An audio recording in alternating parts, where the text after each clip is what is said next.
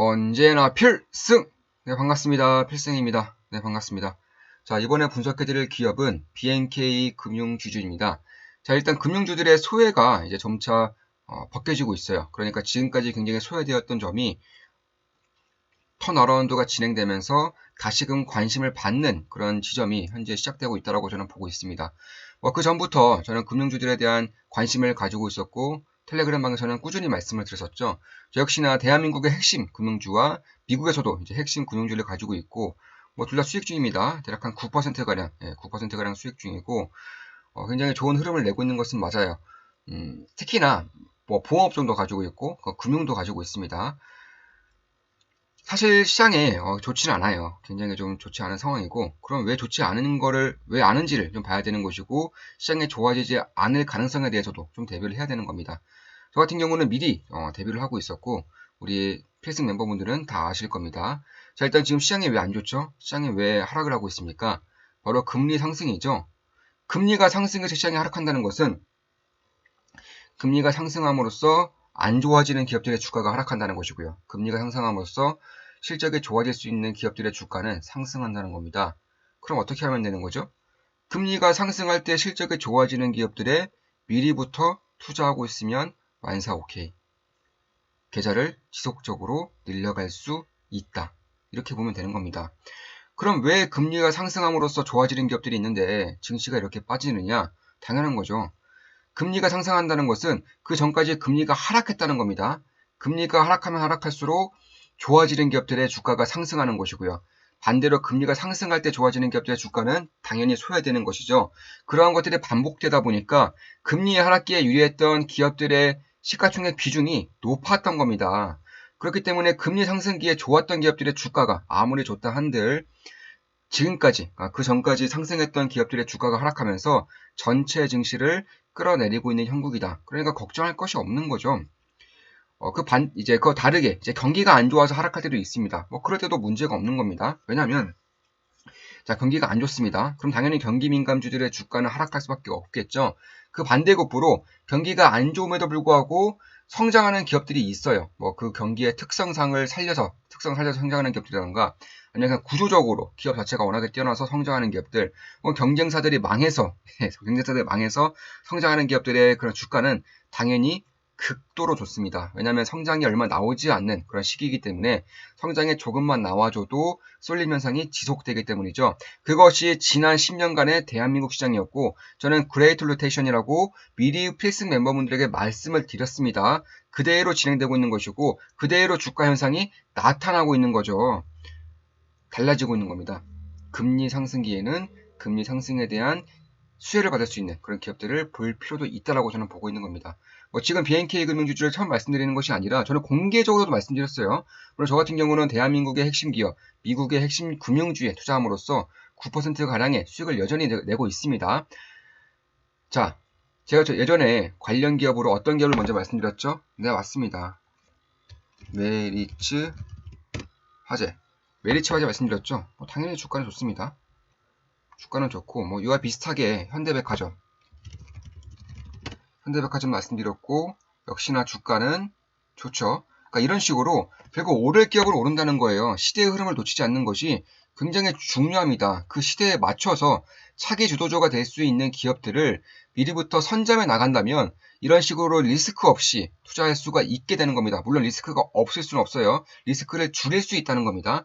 자, 그러면 우리 좋은마음 기쁨덕의 멤버분들은 아실 거예요. 저는 저번 주 월요일에 계좌 공개했습니다. 그때도 여전히 시장은 안 좋았었고 제 계좌는 어땠죠? 굉장히 안정적으로 수익을 내고 있었다. 이렇게 말씀드릴 수가 있는 겁니다. 그러니까 별거 없는 거예요. 저는 예전부터 말씀드렸습니다. 텔레그램 멤버분들에게도 우리 필승 멤버분들에게 말씀드렸지만 전혀 걱정할 것이 없다. 이러한 상황에서는 수혜를 받을 수 있는 기업에 투자하면 되는 것이고 지금까지 많은 수익을 봤었던 성장 기업들은 점차 추세가 깨질 때마다 비중을 줄인다거나 매도를 함으로써 다시금 저점에서 지분을 더 늘릴 수 있는 기회로 활용할 수가 있다는 겁니다. 저는 이러한 성장 추세가 깨지지 않았다고 보고 있어요. 그렇기 때문에 지금까지 성장을 지속했던 펀기업이라던가 대한민국의 네이버라던가 이런 기업들 같은 경우에도 저는 여전히 상승할 것이라고 보고 있지만 제가 최근에 비중을 좀 많이 줄인 이유 그 이유에 대해서는 충분히 텔레그램 방에서 말씀드렸고 그대로 제 전략이 맞아 떨어지고 있는 겁니다. 이런 것들은 사실 뭐 괜찮은 흐름으로 이제 나타날 수가 있는 것이고 저는 여전히 좀 안정적으로 수익을 내고 있는 것은 사실입니다. 저는 좋은마와 기쁨나게 멤버분들에게 계좌를 공개합니다. 그래서 이렇게 공개적으로도 말씀을 드릴 수 있는 것이고 우리 좋은마와 기쁨나게 멤버분들은 제 계좌가 얼마나 안정적인 수익 중인지 안정적으로 커가고 있는지를 다 보고 계시는 거죠. 물론 그렇다고 해서 이러한 기업들이 꾸준히 상승할 것이고 장기 상승할 것인지는 뭐 꾸준히 봐야 되는 거죠. 네, 금리가 뭐 FOMC에서 그러니까 혹은 페드에서 YCC를 한다거나 아니면 금리를 막아놓을 수 있는 무제 양적 완화를 한다거나 이런 식이 될 때에는 당연히 단기적으로 금리는 다시금 꺾일 것입니다. 다만 그럼에도 불구하고 지금의 금리 상승을 막기에는 꽤나 정책적으로도 좀 우호적인 환경이 만들어지고 있는 것이 아닌가 이렇게 보고 있습니다. 자, 그런데 이런 생각을 하시는 분들이 많으실 것 같아요. 대한민국의 금융주는 매력이 없다. 가장 크게 매력이 없는 요소로 뭐가 뽑히냐면 제가 생각했을 땐 정책인 것 같아요. 정책. 그러니까 배당 제한 정책이라던가 자사주 매입 제한 정책이라던가 이익 공유제라던가 이런 정책으로 인해서 사실 주가적인 측면에서 리스크가 좀 많은 것은 사실이에요. 네, 저도 그런 것은 공감하고 있습니다. 그럼에도 불구하고 저는 이런 이슈가 다 끝났다고 보고 있어요. 자, 한번 볼게요. 왜 그렇게 보고 있냐면 대한민국은 공산국가가 아닙니다. 정부 정책 혹은 정부가 대부분의 기업들의 대부분의 지분을 가지고 있는 공산국가가 아니죠. 대한민국은 어엿한 자본주의 국가입니다. 자본주의 국가라는 것은 뭐죠? 기업의 주인이 누구입니까? 기업의 주인이 국민입니까? 아니죠. 기업의 주인이 정부입니까? 아닙니다. 기업의 주인은 자본주의 시장에서의 기업의 주인은 주주죠, 주주. 주주의 비중이라던가 주주의 현 상황이라던가 이런 것을 봤을 때에는 충분히 이런 것들이 기후가 될 수 있다는 점을 느낄 수가 있을 겁니다. 한번 보겠습니다. 자, 일단 작년 같은 경우에는 굉장히 좀 특이한 상황이었어요. 특이한 상황이었기 때문에 뭐 배당 제한 정책 혹은 자사주 매입 정책 제한 혹은 이익공유제 이런 것들을 펼칠 수 있어요. 그러나 단기간에 그치는 것이고 이러한 정책을 장기적으로 펼친다? 말이 안 되죠. 불가능합니다. 물론 국민연금의 비중이 압도적으로 높다던가 아니면 국내 투자자들 위주로 이런 지주 지분이 형성되어 있다면 가능할 수도 있어요. 그런데 문제는 외국인이 많이 투자하고 있을 경우 외국인 지분이 높을수록 정부 정책에 먹히지 않을 가능성이 굉장히 높습니다. 특히나 작년과 같은 특이한 상황이 아니라면 더더욱 그렇겠죠. 장기적으로 먹힐 정책은 아니에요. 이미 한 번 단발성으로 먹혔기 때문에 이제는 이러한 정책에 대한 리스크를 점차 해소시켜도 되겠다. 물론 그렇다고 해서 완전히 해소시킬 수는 없는 문제일 수도 있겠지만 저는 이러한 리스크가 정책 리스크는 저는 기후라고 보고 있어요. 말씀드리겠습니다. 자, 먼저 BNK 금융지주 같은 경우는 외국인 지분율이 39%입니다. 39%. 그리고 BNK 금융지주의 라이벌이죠. DGB 금융지주, 뭐 대구은행이죠. DGB 금융지주 같은 경우에도 외국인 소진율은 47%예요. 이거 뭐 중소형 기업 은행이니까 중형 은행이니까 그런 거 아니냐. 대형 은행은 다를 것이다라고 생각하시는 분들 계실 겁니다. 한번 보겠습니다. 신한지주 외국인 지분율 10%죠. 59%입니다. 하나금융지주 같은 경우에는 외국인 지분율이 67%예요. 67%. KB금융 외국인 지분율이 67.29%입니다. 대한민국 정부가 마음대로 할 수 있겠습니까? 절대 마음대로 못해요. 자본주의 국가이고 대부분의 지분을 외국인들이 가지고 있는데 배당 매입 제한 배당 정책을 제한한다? 혹은 자사주 매입 정책을 제한한다? 은행들이 내고 있는 수익을 뭐 국가의 뉴딜 정책이라던가 국가의 펀드라던가 아니면 국가 자본으로 흡수시켜버린다? 가능하지가 않습니다. 이러한 정책에 대해서는 저는 꽤나 기우라고 보고 있어요. 또한 그럼에도 불구하고 대한민국 은행주들은 엄청나게 저평가되어 있는 것은 맞습니다. 안 그래도 저평가되어 있는 대한민국의 증시에서도 가장 저평가된 업종이 금융사들이에요. 금융사들. 그 어떤 업종보다 건설업종, 증권업종, 보험업종보다도 혹은 시크릿 업종, 조선업종보다도 훨씬 더 저평가되어 있는 업종이 바로 은행주예요. 은행주. 얼마나 저평가되어 있냐면 작년까지만 해도 그러니까 2019년까지만 하더라도 대한민국과 가장 이제 밀접한 GDP를 가지고 있는 국가가 스페인입니다. 스페인. 한번 볼게요. 자, 누가 뭐래도 대한민국은 현재는 스페인보다는 훨씬 더 뛰어난 국가입니다. 저는 대한민국 사람에서 그런 것이 아니라 제가 객관적으로 분석해봐도 대한민국은 스페인보다 더 뛰어난 국가예요. 특히나 스페인 같은 경우는 유럽이라는 큰 우산 안에 있기 때문에 금융주들의 시가총액이 혹은 금융주들의 이런 비중이 그냥 높을 수밖에 없어요. 그러니까 경제 부분에서 대한민국의 은행들이 이제 차지하고 있는 비중보다는 유럽의 은행들이 차지하고 있는 비중이 좀 더 높을 수도 있다는 점은 좀 감안해야겠지만 그럼에도 불구하고 대한민국의 금융주들이 스페인의 금융주들보다 시가총액이 2분의 1이 안 됩니다. 2분의 1이 안 돼요. 말 다 했죠? 금융주 같은 경우는 그 국가의 경쟁력, 그 국가의 GDP와 거의 동일시하게 올라갑니다. 그 국가가 성장을 하면 할수록 금융주들은 당연히 좋아지는 것이고요. 그 국가가 하락하면 하락할수록 금융주들의 주가도 당연히 하락하는 겁니다. 경기가 활성화될 때 가장 좋아지는 업종이 금융이죠. 금융. 어쩔 수가 없는 겁니다. 돈이 그만큼 도는 것이기 때문에 돈이 돌면 돌수록 은행주들의 실적은 좋아질 수밖에 없는 거죠. 특히나 지금 같은 상황에서는 금리 상승기입니다. 금리가 상승하고 있기 때문에 이 대출 금리를 높일 수 있어요. 그러니까 단기 금리로 돈을 빌려와서 장기 금리로 돈을 빌려주는 그런 형태이기 때문에 장기 금리와 단기 금리 차가 점차 벌어지고 있고 이미 다 알고 있는 내용이겠지만 지금 어떻죠? 은행 가보면 예금 적금 들려고 하면 어떻죠? 네, 1.75% 이상 되는 예금 적금 이자가 없습니다. 이제는 1.75% 이상 주는 예금 적금이 없어졌어요. 근데 대출 금리 어떻죠? 계속 올리고 있죠. 2%, 3%, 4% 계속 올리고 있습니다. 당연히 실적이 좋아질 수밖에 없는 것이고 스페인보다 더 큰 대한민국의 경제를 봐서라도 스페인 은행에 비해서 시가총액이 2분의 1밖에 안 된다? 네, 말이 안 되는 거죠. 그만큼 시장금리 상승의 혜택을 받을 수밖에 없는 것이고 또한 배당 규제가 이제 완화되는 올해부터는 이제 완화될 것이라고 보고 있기 때문에 이렇게 볼수록 투자 매력도가 높아지는 것이고 배당 제한을 하더라도 금융주들의 배당 정책 혹은 배당 매력도는 여전히 높은 수준인 건 맞습니다. 이미 4% 이상을 보이고 있기 때문에 충분히 그럴 수 있는 것이고 여기서 완화된다면 규제 정책이 완화된다면 더욱더 높아질 수 있는 것이고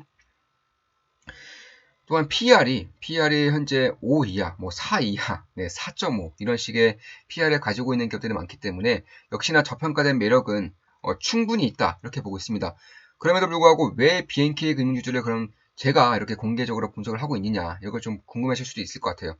제 모든 영상은 매수, 매도, 추천 리딩 절대 아닙니다. 참고하시면 되겠습니다. 절대 추천하고 리딩하는 거 절대 아니에요. 참고하시면 되겠습니다.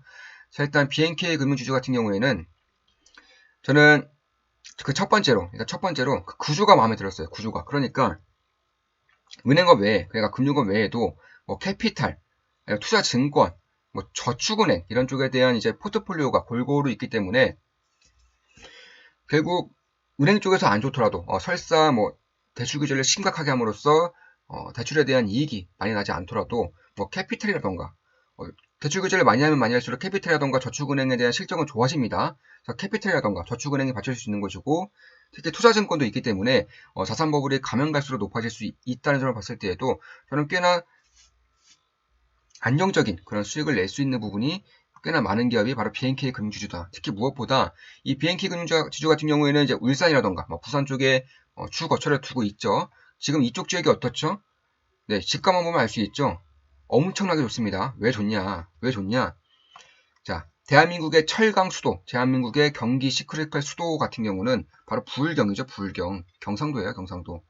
이 경상도에 속해 있는 이 시크릿컬 업종에 실적이 계속 좋아지고 있어요. 이 말은 뭐죠? 여기 경상도에 있는 그런 경상도 경기가 점차 좋아진다는 거죠. 이 말은 즉슨 경상도에 거처를 두고 있는 BNK 금융주주의 실적도 다른 금융사에 비해서 더 좋아질 수 있는 부분이 있다. 특히 최근에는 포스코의 주가도 마찬가지고요. 포스코도 많이 오르고 있죠. 저도 역시나 포스코 투자 중이고 꽤나 수익을 보고 있습니다. 조선주도 마찬가지고 조선주도 저는 투자 중이고 당연히 수익을 내고 있죠. 참고로 포스코는 20%가량 현재 20%가량 수익 중입니다. 따라서 한번 볼게요. 그러니까 미리부터 시장의 그레이트 로테이션을 예상했고 이에 따른 대비를 했고 대응을 했기 때문에 이렇게 올바른 계좌 증식을 여전히 할 수가 있는 겁니다. 증시가 하락하든 말든 별로 상관이 없어요. 뭐 마찬가지죠. 현대이퍼저동도 뭐 잘 오르고 있습니다. 자, 이런 것을 봤을 때에도 결국 조선과 철강, 시크릿컬 기업들의 실적이 좋아지면서 당연히 여기에 대한 그런 경기가 좋아지는 것이고 고용도 살아나는 것이고 설비 투자도 진행되는 것이기 때문에 당연히 BNK의 금융주주에 대한 그런 실적 우호도가 점차 증가하는 것이죠. 특히나 BNK 금융주주는 특히나 더 저평가였어요. 한번 보여드리면 당기순이익이 5,600억이고 영업이익률이 17%입니다. 17%. 금융사가 17% 영업이익을 낸다는 것은 엄청난 겁니다. ROE도 5 이상을 유지하고 있기 때문에 굉장히 좀 안정적이죠. 배당 수익률도 4%가 넘습니다. 자, 시가총액은 2조죠, 2조. PER이 4가 안 돼요. PER이 4가 안 돼요. 이게 왜 그러냐? 이게 왜 이런 우려가 있었냐면 월봉으로 봐도 뭐 답도 없죠. 월봉으로 보더라도 2013년부터 지속적으로 지금 하락을 하고 있고 왜 이렇게까지 하락했을까? 분명히 대한민국의 경기는 성장했고 돈은 많아졌는데 왜 이렇게까지 하락했을까? 물론 다른 은행주들도 비슷하지만 BNK가 특히나 심했습니다. 왜 그랬냐면 조선주가 안 좋아서요. 조선사가 안 좋아서 같이 하락한 거예요. 왜 그런 조선사가 안 좋아지는데 같이 하락하냐? 반대말로 말하면 조선사가 좋아질 때, 그러니까 조선에 대한 수주가 증가할 때는 같이 좋아질 수 있는 가능성이 높다는 거죠. BNK 금융주주가 이 조선사의 여신이라고 하죠. 대출해준 것이 굉장히 많아요. 약간 10조 정도 됩니다. 시가총액이 2조인데 대출 비중이 10조예요. 당연히 리스크로 낼 수밖에 없었던 것이고 다시금 조선주가 좋아질 경우에는 이것이 레버리지 효과를 내면서 급격하게 좋아질 수 있는 부분이 만들어지고 있는 것이에요. 이런 것들을 분명히 볼 필요가 있다라고 저는 생각을 하고 있는 겁니다. 자, 따라서 이런 것을 봤을 때 특히 배당 정책에 대한 제한이 완화됐을 때에는 저는 배당률이 5% 이상까지 올라갈 수 있을 것이라고 보고 있어요. 지금 행해지고 있는 주주 친화 정책이라던가 아니면 부울경의 경기 회복이라던가 BNK 금융주주 자체의 실적 회복을 봤을 때에도 지금 가격 기준입니다. 지금 가격 기준으로 5% 이상은 배당을 올해에는 내년이죠. 내년에는 받을 수 있지 않을까 이렇게 보고 있습니다. 자, 이것으로 방송 마치겠습니다. 지금까지 BNK 금융주주에 대한 분석이었고 금융주주, 금리 상승, 조선경기, 부울경 경기에 대해서 좀 분석을 해드렸습니다. 앞으로도 좋은 분석, 좋은 기업 분석으로 찾아뵙겠습니다.